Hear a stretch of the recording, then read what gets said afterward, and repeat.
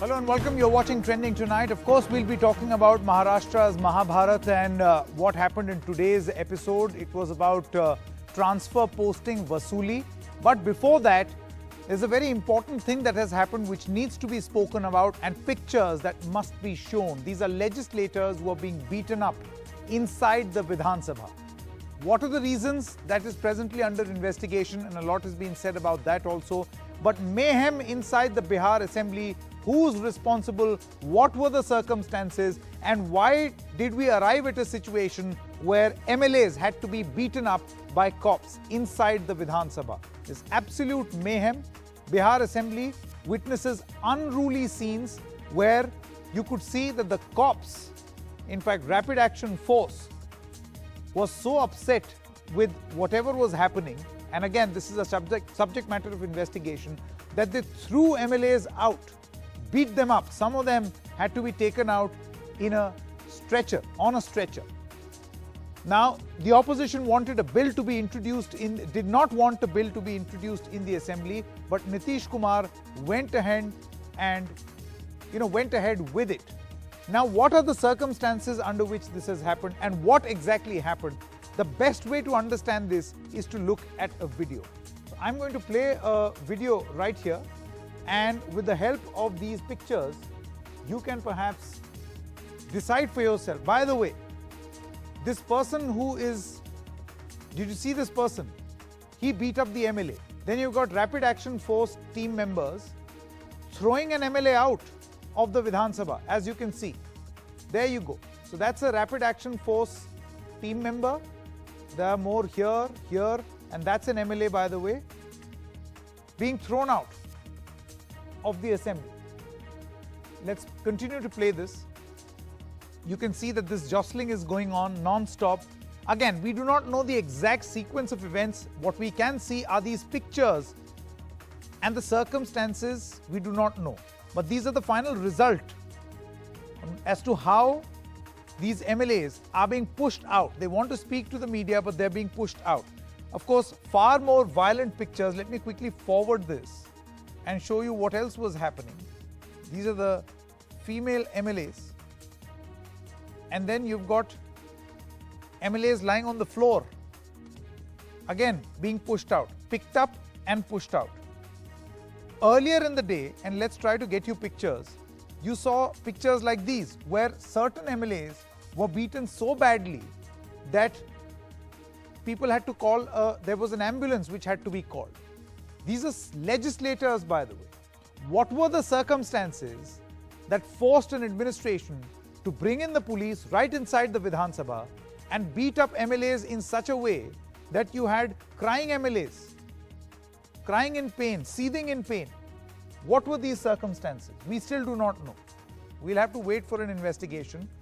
These scenes are ugly, absolutely ugly, which is why we feel that this, as the opposition is calling it, Black Day in Bihar, needs a thorough investigation. Let's see if we've got our guests now with us. Afzal Abbas, senior leader of the JDU, and Akhtarul Islam Shaheen, MLA and spokesperson of the RJD, are now with us. सबसे पहले मैं आपसे जानना चाहता हूं, शाहीन साहब, आप बताएंगे, आप अपना वर्जन दीजिए कि क्या हुआ था। नहीं, देखिए, आज एक तो सबसे पहली बात कि जिस तरह से विधानसभा में इस कानून को लाने के लिए जिस तरह बल का प्रयोग किया गया। अख्तरुल साहब, मैं आपके पास वापस आऊंगा। आपकी जरा ऑडियो गड़बड़ हो गई, सिग्नल जरा कमजोर है। वापस आता हूं मैं। अफजल अब्बास, मैं आपसे ये जानना चाहता हूं, ऐसी क्या परिस्थिति हो गई? What were the circumstances? ऐसी क्या परिस्थिति थी कि आपको पुलिस बुला करके लाठी डंडा मार के, मुक्के मार के MLAs को बाहर निकालना पड़ा, और हालत ये हो गई कि उनको एम्बुलेंस में स्ट्रेचर पर ले जाना पड़ा?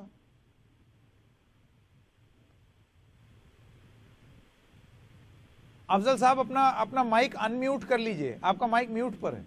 जी जी, मेरी आवाज मिल रही है आपको? हाँ, आवाज मिल रही है जी। आपने खुद ही दिखाया कि आज जो हालात बने हैं विधानसभा में, मैं समझता हूं कि अपने राजनीतिक जीवन में इस तरह कभी नहीं देखा।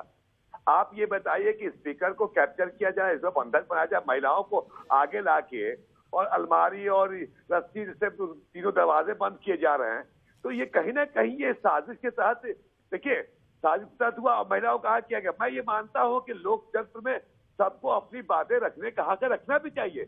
अब सुबह से आरजेडी जो युवा वीक जो प्रोटेस्ट करना चाहता, जबकि परमिशन वहां पर नहीं, जहां का परमिशन है वहां क्यों नहीं जाते? ये तो कह रहे थे कि कानून का पालन करने वाले। नहीं तो एक सेकंड अफजल साहब, आप फिर से बताएं, आपका क्या कहना है कि आरजेडी के विधायक उन्होंने स्पीकर को बंधक बना दिया और वो जबरदस्ती बंधक बनाए हुए थे, कमरा बंद कर लिया था? बिल्कुल, ये तो आप हर चैनल दिखा रहे थे कि महिलाओं को इस्तेमाल किया गया वहां पे। हम तो एमएलए एमपी नहीं, एमएलए नहीं कि जाके देखे, लेकिन जो टीवी चैनल पर दिखाया जा रहा तो उससे तो लगता है कि खुद स्पीकर ने भी कहा इस बात को कि ये बहुत बड़ा काला अध्याय है, इस पर कानूनी कार्रवाई की जाए कि जो भी हो। मैं समझता हूँ कि लोकतंत्र में सबको अपनी बात रखने का हक है। बिल पे बहस के बजाय वो लड़ाई करने के मूड में लोग थे, विधानसभा चले नहीं, ये दुर्भाग्यपूर्ण है। मैं अपने राजनीतिक जीवन में संकेत जी, मैं समझता हूँ कि इससे बड़ा इस तरह कभी हमें विधानसभा चलते हुए नहीं देखा। लेकिन आप ये बताइए कि क्या इसका विकल्प ये है, is the alternative that you beat up your own MLAs? आपकी पार्टी के नहीं है पर आपके राज्य के तो हैं, कि पुलिस फोर्स अंदर घुस जाए और उसके बाद मार के बाहर निकाले। आप ये पेपर फाड़ना, आसन तक पहुंच जाना, स्पीकर को कैद करना, स्पीकर की बात नहीं माना, ये कहाँ का लोकतांत्रिक तरीका था? ये भी तो बात सवाल है। हम अब जो मार्शल को बुलाया गया, महिला पुलिस आई, उनको हटाया गया, तो ये तो जिद पे अड़े थे कि नॉनसेंस क्रिएट करना था, नॉनसेंस क्रिएट उन्होंने किया है। मैं देखता हूं MLA Akhtarul Islam, if we have him, let's please quickly have him on a phone line if we cannot connect to his Skype. But Afzal Abbas, मैं वापस आपके पास आना चाहता हूं। आपका आरोप यह है कि परिस्थितियां ऐसी बना दी आरजेडी के एमएलएज ने कि इसके अलावा आपके पास और कोई विकल्प नहीं था सरकार के पास। देखिए, जब इस तरह की परिस्थितियां बनती हैं तो असेंबली हो या लोकसभा हो, जहां भी हो, मार्शल का इस्तेमाल किया जाता है। मार्शल के इस्तेमाल कर हटाने के बाद नहीं मान रहे, जिद पे बैठे हुए, औरतें बैठी, महिला विधायिका को बुला के बैठा के, ये तो प्लानिंग के तहत क्या है? मैं आपसे एक सवाल कर रहा हूँ कि कानून का पालन करने की, कानून की दोहाई देने की बात कर रहे हैं। जब इस सुबह से ही मैं पटना में हूँ, देख रहा हूँ, आप सुबह से जेपी गोलंबर से प्रोटेस्ट करने की इजाजत नहीं मिल रही थी, फिर क्यों जा रहे थे? तो आपको जहां मौका दिया गया तो वहां करते ही है। तो ये सीधा सब बात को समझाने के लिए, समझने की कोशिश ना करके बात को आगे बढ़ाने की एक साजिश थी, उसमें बढ़ाया। ये दुर्भाग्यपूर्ण है। For the benefit of our viewers, I just want to reiterate over here and mention over here that we lost the connection on the RJD spokesperson and MLA, and we are having some difficulty connecting with him. I believe now he's back with us, Mr. Shaheen. Shaheen साहब, आपकी line cut गई थी। मैं आपसे ये जानना चाहता हूं, अभी अब्बास साहब हैं जेडीयू के, उनका ये कहना है कि जब आप स्पीकर को बंधक बना लेंगे, दरवाजा बंद कर देंगे और महिलाओं को आगे कर देंगे कि मारपीट ना हो, मार्शल्स का काम रोकेंगे, तो उसके बाद क्या किया जाए ऐसी परिस्थिति में? नहीं, देखिए, विपक्ष को क्या सदन में बात रखने का मौका नहीं दीजिएगा? जो हमारी आपत्ति है उसको रखने नहीं दिया गया। नेता प्रतिपक्ष तेजस्वी यादव खड़े हुए, 30 सेकंड का भी मौका उन्हें नहीं दिया गया कि अपनी बात को रख सके। जबरदस्ती उन्होंने बिल पेश करके उसको पास कराना चाहा। तब हम लोगों ने उस पर कहा कि भाई लोकतांत्रिक तरीके से अध्यक्ष को आसन पे आने के बीच के रास्ते में हम लोग बैठ गए। उसका मतलब यह नहीं हुआ कि पूरे फोर्स को बुला दिया जाए विधानसभा। नहीं, शाहीन साहब, आरोप ये है, शाहीन साहब, लेकिन उन्हें एसपी डीएम सहित हजारों पुलिस फोर्स को बुला के शाहीन साहब खिंचवा के अख्तरुल इस्लाम शाहीन साहब, महिला विधायकों के साथ अभद्र व्यवहार किया गया, खींच के पिटाई किया गया। हम लोग की आपत्ति थी कि भाई इसको आप प्रवर समिति में भेजिए, पब्लिक डोमेन में भेजिए, इसकी फिर से पड़ताल करवाइए। इस कानून में हम लोग को आपत्ति है कि पुलिस फोर्स को एक विशेष अधिकार मिलेगा जिसका दुरुपयोग सत्ता के विरोध में उठने वाले जो आवाज होगी उसको कुचलने के लिए और विपक्ष की आवाज को खत्म करने के लिए का एक विशेष अधिकार दिया जा रहा है। शाहीन जी, दुरुपयोग पुलिस करेगी। एक सवाल मैं आपसे पूछना चाहता हूं शाहीन जी। अफजल अब्बास साहब का यह कहना है कि आपने स्पीकर को बंधक बनाया, ऐसी परिस्थिति उत्पन्न हुई कि यह करना जरूरी हो गया। क्या यह सही था या नहीं, मैं उस पर टिप्पणी नहीं कर रहा, मैं उनके बोले हुए पे आपका जवाब चाहता हूं। क्या आपने स्पीकर को बंधक बनाया था? बंधक शब्द कहना बिल्कुल गलत है। बात यह थी कि विधानसभा अध्यक्ष सरकार के इशारे पे बिना किसी चर्चा किए, बिना किसी विमर्श किए, बिना किसी संशोधन पे चर्चा किए पास कर देना चाहते थे। और हम लोग चाहते थे कि विपक्ष के तमाम दल के नेताओं को बुलाकर, चाहे राष्ट्रीय जनता दल हो, वाम दल हो, कांग्रेस हो, तमाम लोगों से बात किया जाए, हमारी आपत्तियों को दर्ज किया जाए, हमको बोलने का मौका दिया जाए जो संशोधन प्रस्ताव है। लेकिन वो ऐसा नहीं कर रहे थे, तो हम लोग रास्ते में बैठे कि आप सदन में न जा सके, उस रास्ते में केवल बैठ गए। जो एक लोकतांत्रिक तरीके से, जो हर जगह एक लोकतंत्र की खूबसूरती है या अधिकार है कि भाई कोई जा रहा है, कोई मंत्री, हमको कोई विरोध है तो हम सड़क पे बैठ गए। आप हमको बुला लीजिए, हमसे बात कर लीजिए, हमसे वार्ता कर लीजिए। क्या एक बार मैं इसका जवाब ले लेता हूँ। अफजल अब्बास ने बुलाया, क्या हम बात Akhtarul Islam is basically saying, एक बार न मुख्यमंत्री बुलाए ना ही अध्यक्ष। अख्तरुल इस्लाम का ये कहना है, Afzal Abbas, Akhtarul Islam of the RJD is saying बंधक कहां बनाया उन्होंने, वो तो अपने लोकतांत्रिक अधिकार का इस्तेमाल कर रहे थे। अख्तर इमाम से मेरे दोस्त है, मैं कह रहा हूं कि वो तो 5 बार विधानसभा को स्थगित करना पड़ा। ये तो विधानसभा के सदस्य भी है, मैं तो विधानसभा सदस्य नहीं हूँ। सवाल इनसे ही पूछिए ना कि आपको परमिशन नहीं दिया गया था जेपी गोलंबर से यहाँ आने के लिए, उसके बाद आपका परमिशन कहीं और था, बार बार जिद पे क्यों रहते? आप कानून की दुहाई देने वाले, कानून की दुहाई देते तो जो सरकार ने जो परमिशन दिया था वहां से प्रोटेस्ट करना क्यों नहीं? आप दो इशू मिक्स कर रहे हैं। देखिए, सड़क पर या कहीं भी, संसद में भी बहुत सारे, चाहे जदयू के सांसद हो, चाहे बीजेपी के सांसद हो, आप भी धरना प्रदर्शन करते हैं। बात ये है, उनका ये कहना है उन्होंने बंधक नहीं बनाया। शुरू से सुबह मैं बस ये समझने की कोशिश कर रहा हूं कि ऐसी क्या परिस्थिति हो गई कि आपको पुलिस बल और तंत्र का इस्तेमाल करके मार के, और कुछ केस में तो जैसे हम देख रहे हैं एकदम लहू लुहान कर दिया आपने लोगों को। देखिए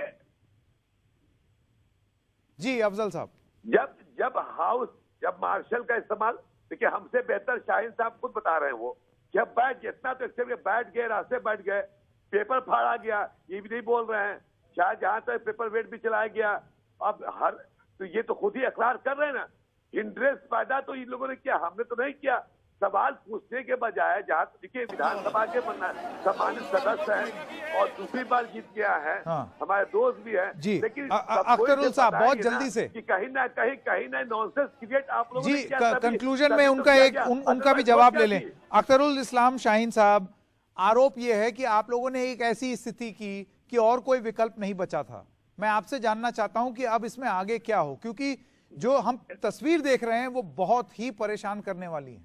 देखिए, एक गंभीर कानून बन रहा था, पुलिस को एक विशेष अधिकार दिया जा रहा था जो बिना वारंट के किसी को भी गिरफ्तार कर सकता है, कोई भी कार्रवाई कर सकता है, और उसके खिलाफ अगर उसने किसी को मार दिया या असीमित समय तक इंट्रोगेशन के नाम पे वो महीनों दिन तक रख सकता है थाने में, और उसके खिलाफ कोई न्यायपालिका सुनवाई नहीं कर सकता है। इस तरह के कानून पे हमारी आपत्ति थी कि इसका दुरुपयोग हो सकता है, इसमें कुछ संशोधन किया जाए, उसके बाद इसको इतनी शक्ति दी जाए। पता ही क्या जरूरत था कि सरकार इतनी ताकत के साथ पूरे पुलिस फोर्स के साथ हमारे दर्जनों एमएलए को घायल कर दिया, महिलाओं को घायल करके आज लागू किया। I think a very detailed, the one thing that cannot happen over here is a casual political face-off, I admit. But we had to listen to both sides of the story. Thank you very much, Mr. Islam, as well as Mr. Abbas. But what is required over here is a detailed probe, because what has happened inside the Vidhan Sabha, these are not MLAs, just simply MLAs quarreling. The state police entered with full force and beat up MLAs and pushed them outside. Whatever the situation or circumstances may be, have to be thoroughly investigated whether this type of brute force was actually required or not. Let's move on to story number 2. Well, in today's episode of the Maharashtra's Mahabharat is Devendra Fadnavis taking the battle to Delhi. The former Maharashtra Chief Minister has made a big allegation. He now says that there were reports by a Maharashtra ex-intelligence chief on police transfers. He says that the report conclusively proves that there was vasooli that was happening, extortion for transfers and postings. He says we have 6.3 GB of data of proof which was given to the Chief Minister, and the Chief Minister decided to do nothing about it. In fact, the Chief Minister ended up transferring the person who conducted this investigation. Fadnavis says the Maharashtra government did not take any action. This is all the incident of August 2020. He then says severe and sensitive allegations have been ignored by the state government. NCP has hit right back, where they say that the issue has been orchestrated. In fact, they're also saying that there was a situation where the report was false. Transfers recommended by the police board, many of the transfers that were recommended or allegedly were because of this Vasooli, never happened. This is the claim of the NCP. I spoke to former Maharashtra minister and a very influential and prominent name as far as Maharashtra BJP is concerned, Mr. Sudhir Mungantiwar, and this is what he had to say. मैं अब स्वागत करना चाहता हूं सुधीर मुंगंतीवार जी का, senior BJP leader हैं और former minister of finance government of Maharashtra. हम उनके पास वापस जाएंगे। मुंगंतीवार जी, आपका बहुत बहुत स्वागत एनडीटीवी में। मैं सबसे पहले आपसे ये पूछना चाहता हूं कि ये कितना गंभीर मानते हैं आप इन आरोपों को? नहीं, ये आरोप बहुत ज्यादा गंभीर इसलिए है कि पिछले 2006 में जब कांग्रेस की सरकार थी, उस समय कांग्रेस राष्ट्रवादी के सरकार में ट्रांसफर रैकेट होता है। ट्रांसफर में कई अवैध मार्गों से ट्रांसफर किए जाते हैं, ऐसे आरोपों की श्रृंखला हो रही थी। और उस समय ट्रांसफर के लिए एक कानून बनाया गया महाराष्ट्र में। इस कानून में कुछ प्रावधान है, जिस प्रावधान के आधार पे महाराष्ट्र में ट्रांसफर रैकेट को समाप्त करने के लिए पूरी कोशिश की गई। मगर 2019 के बाद महाराष्ट्र में कोई ट्रांसफर का कानून है, यह सरकार भूल गई। और यहां पर विशेष रूप से कई विभागों में तो यह ट्रांसफर रैकेट था, मगर पुलिस विभाग में जब ट्रांसफर के लिए किए हुए कानून की धज्जियां उड़ने लगी, तो जिन्हें हम बहुत प्रामाणिक अधिकारी के नाम से जानते हैं, वो सुबोध जायसवाल जी ने जाहिर रूप से अपनी नाराजगी व्यक्त करते हुए ये कहा कि पुलिस के अनुशासन को अगर गृह मंत्री तोड़ते हैं, भंग करते हैं, अनुशासन को ध्वस्त करते हैं, तो इसका परिणाम जो है पुलिस विभाग पे होगा। महाराष्ट्र में हम पुलिस विभाग पे 15,000 करोड़ की राशि खर्च करते हैं। कानून सुव्यवस्था अच्छी हो, आम जनता को सुरक्षा मुहैया करा सके, और जो दुर्जन है, जो गुंड है, जो बदमाश है, ऐसे प्रवृत्तियों पे लगाम लगा सके। मगर ये तो आश्चर्य है कि यहां पे जिनके सीआर में A+ था वो पीछे रह गए, और जो कभी सस्पेंड थे, जिनके सीआर पे B+ ऐसे रिमार्क थे, वो उच्च ओहदे पे पहुंच गए। और इसका नतीजा ये है कि आज एक आयुक्त बेड़ा होके गृह मंत्री पे आरोप लगाता है। ये तो बड़ी स्वाधीनता के बाद आश्चर्यजनक बात है कि 100 करोड़ रुपए की खंडनी पुलिस के माध्यम से जमा करने के लिए गृह मंत्री कहता है। इसका मतलब जब दानव देव के रूप में आते हैं, रावण साधु के रूप में आता है, और खंडनी खोर ये पुलिस के रूप में आता है, तो व्यवस्था पूरी तरह से चरमराई जाती है। नहीं सुधीर जी, आपका कहना सही है, लेकिन मैं आपसे ये जानना चाहता हूं कि अभी हमने देखा देवेंद्र फडणवीस होम सेक्रेटरी के पास भी गए, उन्होंने एक पत्र लिखा, उन्होंने ये बोला कि ये ट्रांसफर पोस्टिंग जो है इस तरीके से हो रही है, इसमें जांच हो। आपकी मुख्य अब मांग क्या है? क्योंकि जो अभी अघाड़ी है उनका ये कहना है कि ये राजनीतिक रूप से हो रहा है, ये सारा षड्यंत्र है जो कि दिल्ली से रचा जा रहा है। राजनीतिक रूप में अगर कोई षड्यंत्र है तो हमने तो कहा है कि 5 हाईकोर्ट न्यायाधीशों के माध्यम से, सुप्रीम कोर्ट न्यायाधीशों के माध्यम से, या सीबीआई के माध्यम से आप जांच करिए ना। आप जांच को क्यों डरते हो? कर नहीं तो डर क्यों है? अगर दाग में कुछ काला नहीं है तो मन में क्यों काला है? दाढ़ी में तिनका क्यों है? तो आप जांच लगवाइए, मुख्य न्यायालय को विनंती करिए, माननीय न्यायाधीश महोदय को विनंती करिए, एक बार जांच करिए, और सारे जो पुलिस अधिकारी अभी है उच्च पदों पर, उनसे भी जानकारी लीजिए। हाँ, इन कैमरा लीजिए, इन कैमरा उनके इंटरव्यू लीजिए, बयान लीजिए। मगर ये बात तो करनी होगी कि अगर गृह मंत्री पे अगर इतना गंभीर आरोप होता है तो हमारे देश की तो यही परंपरा रही है। और ये आरोप कोई पुलिस कांस्टेबल ने नहीं किया, कोई राजनीतिक पार्टी के कार्यकर्ता ने नहीं किया, कोई राजनीतिक पार्टी के नेता ने नहीं किया। ये आरोप मुंबई के पुलिस कमिश्नर ने किया है, इसलिए गंभीर होता है। अगर कोई वार्ड का कोई राजनीतिक अध्यक्ष करता और बिना एविडेंस के करता तो मैं समझ सकता हूं, मगर यहां पे आयुक्त सुप्रीम कोर्ट में जाकर ये कह रहे हैं कि आप वो जो सीसीटीवी के फुटेज है वो जांच करिए। तो मुझे लगता है कि जांच होनी चाहिए सीसीटीवी फुटेज की कि मंत्री जी के साथ में सचिन वाजे मिले क्या, एसीपी पाटिल जो व्हाट्सएप चैट में बता रहे वो सच है क्या। और समझो परमवीर सिंह झूठ कह रहे तो क्या शिक्षा नहीं होनी चाहिए? इसको हम सहजता से गए। अगर परमवीर सिंह की बात में झूठ है, असत्य है, उनकी नहीं, मुझे सुधीर जी ये बताइए कि आपकी मेन अभी कंसर्न क्या है? आप ऐसे लग रहा है जैसे कि एक के बाद एक बहुत सारी चीजें आती चली जा रही हैं। एक जिलेटिन स्टिक वाला मामला हुआ, उसके बाद चंदा उगाही वाला मामला हुआ, उसके बाद एक असाधारण रूप से हुई मृत्यु का मामला हुआ, एक्सटॉर्शन रैकेट हुआ और अब ट्रांसफर पोस्टिंग। मुझे आप ये बताइए कि अभी कुछ और भी एक्सपोज करने वाले हैं क्या आप लोग?